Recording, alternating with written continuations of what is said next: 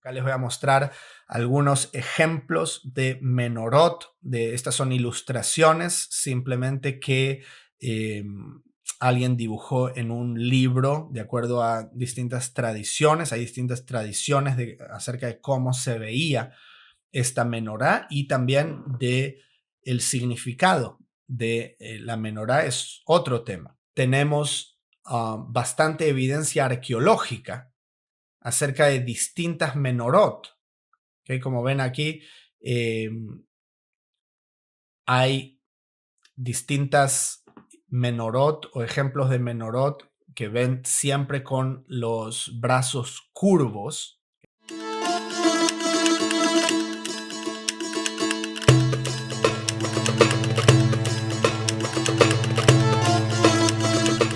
Entonces, lo interesante es la descripción que recibe.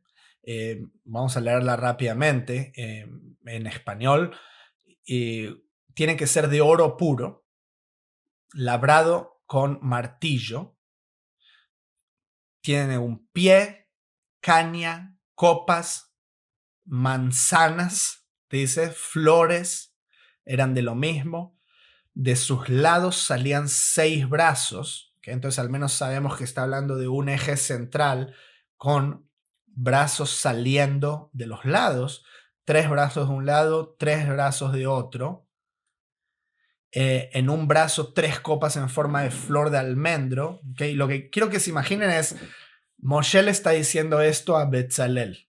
Imagínense, ¿ok? Le está diciendo, esto es lo que necesito, Betzalel. Tiene que tener estos 3 brazos de cada lado, 3 copas en flor de un almendro, una manzana y una flor. En otro brazo 3 copas en figura de flor de almendro, una manzana y una flor. Así los 6 brazos que salían del candelero. Y en la caña del candelero había 4 copas de figura de flor de almendro, sus manzanas y sus flores. Y una manzana, y les digo, la palabra manzana no es manzana, eso tiene que ver con la tradición judía que dicen se veía como manzana. La palabra en hebreo es kaftor, que tampoco es una palabra que tiene un significado muy específico para compartirles.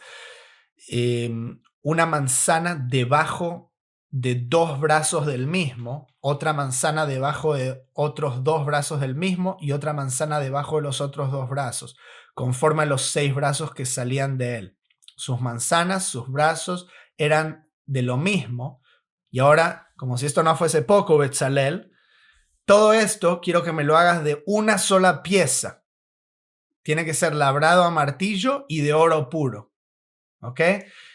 Hizo asimismo sus 7 lamparillas, nerotea, ¿okay? Shiv'a, sus despabiladeras y sus platillos de oro puro. ¿Okay? Y lo hizo de un talento de oro puro. Un talento equivaldría a 3,000 shekels. ¿Okay? Esto es otro tema. Si quieren estudiar esas unidades de peso, también no hay un peso específico que se puede decir con exactitud que era un shekel, fue cambiando durante el tiempo, me imagino por la inflación, a veces empezaron a poner menos plata o menos oro en las monedas, tal como lo hacen nuestros gobiernos hoy en día, pero podía ser alrededor de entre 10 y 20 gramos, más o menos, cada shekel. ¿Okay? Recuerdan que habían dado la donación de medio shekel cada hombre de 600,000 hombres, entonces por ese lado pueden hacer los cálculos, pero de todos modos tenía que ser un talento que equivale a 3,000 shekels, y le dice, bueno, Betzalel, ahora haceme esa menorá. ¿Okay? Obviamente este hombre necesitaba el Espíritu de Dios para poder llevar a cabo esta tarea, si esas son todas las instrucciones.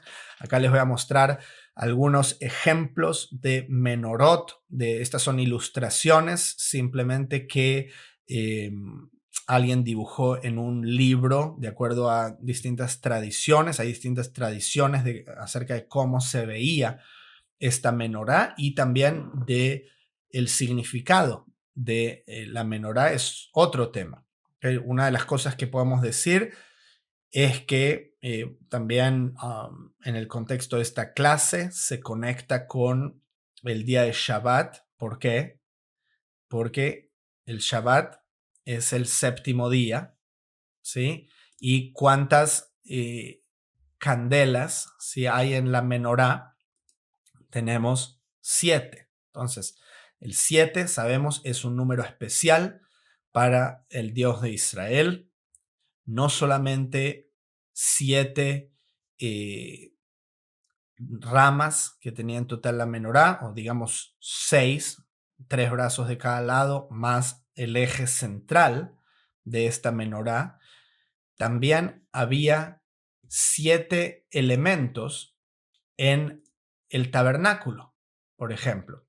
¿Sí? Esto lo estábamos viendo ayer. Esto arte muy bonito de Gennady Sontu, que esto es totalmente artístico, no es exactamente cómo se veía, pero si ponen atención aquí, tenemos la menorá, ¿sí? 1. Adentro del lugar santo estaba también la mesa del pan de la presencia, número 2, y el altar de incienso también estaban en el lugar más santo. Afuera del lugar santo estaba la fuente para lavarse antes de ingresar y estaba el altar de los sacrificios, número 5. ¿Okay? Y ustedes dirán, nos queda uno solo, el arca de la alianza, ese es el número 6, pero en realidad este tenía 2 partes. ¿Okay? Una parte era el Aarón, se llama en hebreo, que está aquí abajo, y otra parte era el Kaporet. ¿Okay? El Kaporet, que lo habíamos estudiado también en esa sección donde van a ver la foto del Arca de la Alianza, si van a la lista de las parashot anteriores. El Kaporet era una pieza separada, ¿sí? Que era la tapa donde se ponía la sangre una vez al año en el día de Yom Kippurim, y esta tapa debía tener a estas criaturas, a los Krubim, hechos también, ¿sí? De una sola pieza. Entonces había estos 7 elementos centrales en lo que era el tabernáculo. Entonces tenemos los 7 brazos de la menorá, tenemos el día de Shabbat, que es el 7, tenemos estos 7 artefactos distintos. Y bueno, la menorá, hay distintas posturas acerca de cómo se hubiese visto. No sé si sabían que hay una tradición de la menorá con brazos rectos en lugar de brazos curvos. ¿Okay? Esta es una tradición que, si no me equivoco, viene del Rambam, de Maimónides, aquí de un boceto que él había hecho acerca de la menorá con brazos rectos, pero él en ningún momento, lo interesante es que en ningún momento él quiso pretender saber cómo se veía la menorá. Él es un rabino de la Edad Media, o sea, estamos hablando, él vino a escena 1000 años más tarde del tiempo en que se destruyó el templo, o sea, él no necesariamente tenía idea. Y por el otro lado, tenemos bastante evidencia arqueológica acerca de distintas menorot. ¿Okay? Como ven aquí, hay distintas menorot o ejemplos de menorot que ven siempre con los brazos curvos. ¿Okay? Y el punto por qué hay una discusión sobre esto es porque en la porción que les acabo de leer no dice si tenían que ser los brazos curvos o rectos, ¿sí? Entonces por eso está esa especulación. Obviamente brazos rectos puede que haya sido más fácil de construir, pero por el otro lado tenemos ejemplos aquí en la arqueología de menorot. Fíjense, arriba a la derecha, esto fue encontrado en una casa privada de una familia de Kohanim en Jerusalén. Esta. ¿Okay? Tenemos otros ejemplos de la época del Segundo Templo, ¿okay? Con la menorá aquí en una moneda en el tiempo de la dinastía de los Hashmonaim, que esto es durante el tiempo del Segundo Templo, que es 100 años antes de la destrucción. Hallazgos en un Beit Knesset cerca de Roma, aquí arriba, que también comunidad judía allí. Esta viene del Golán, ¿okay? Muchísimas de estas son de la época del Segundo Templo, algunas vienen más tarde de la destrucción del Segundo Templo.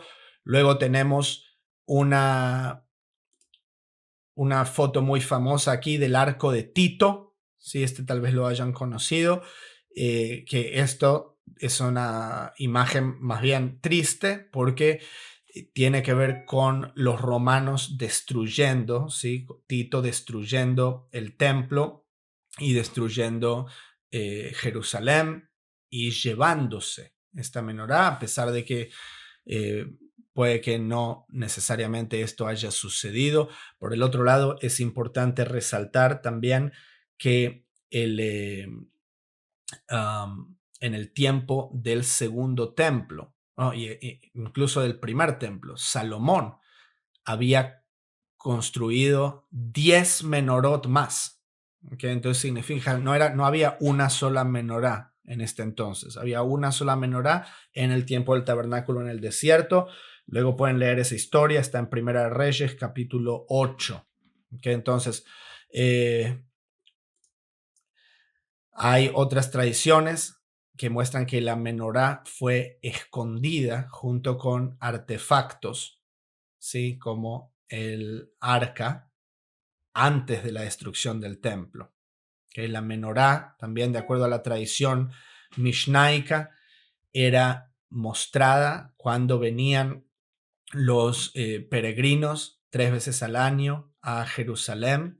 Era mostrada junto con la mesa del pan a los que venían a celebrar a Jerusalén. ¿Okay? El significado de la menorá puede tener más de un significado, obviamente. Hay muchísimas palabras de las que les estuve leyendo acerca de la descripción de cómo debía ser construida, que son palabras bastante agriculturales, se podría decir, ¿sí? Comparando tal vez a la menorá con un árbol. ¿Sí? Muchos dicen como el árbol de la vida. Podría ser un árbol, puede ser un árbol de luz. Ahora vamos a ver un par de ejemplos más y ya vamos a ir cerrando, pues nos estamos acercando a la hora. Simplemente un comentario más acerca del periodo del Segundo Templo. ¿Okay? Esto sé que a muchos no les va a gustar, pero viene de judíos también. Uno es Filón de Alejandría, el otro es el famoso Flavio Josefo.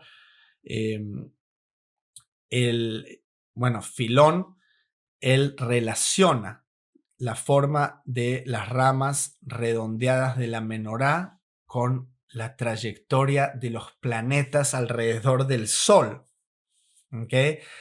Y él compara el número 7, ¿sí? De las ramas de la menorá con los 7 cuerpos celestes de ese entonces, que se consideraban que no eran todos los planetas, sino los más visibles, ¿sí? Junto con el Sol y la Luna, los cuerpos celestes estamos hablando, no solamente los planetas. Este enfoque, de acuerdo a él, se remonta a una asociación de las lámparas de la menorá. Él dice que aparece en el profeta Zacarías, ¿okay? Ya durante el siglo VI antes de la era común, que él los compara, de acuerdo a Filón, ¿sí? Como los ojos de Adonai. En Zacarías 4:7 viene estos son los ojos del Señor que recorren toda la tierra, y Zacarías 4:10 lo pueden leer luego. Y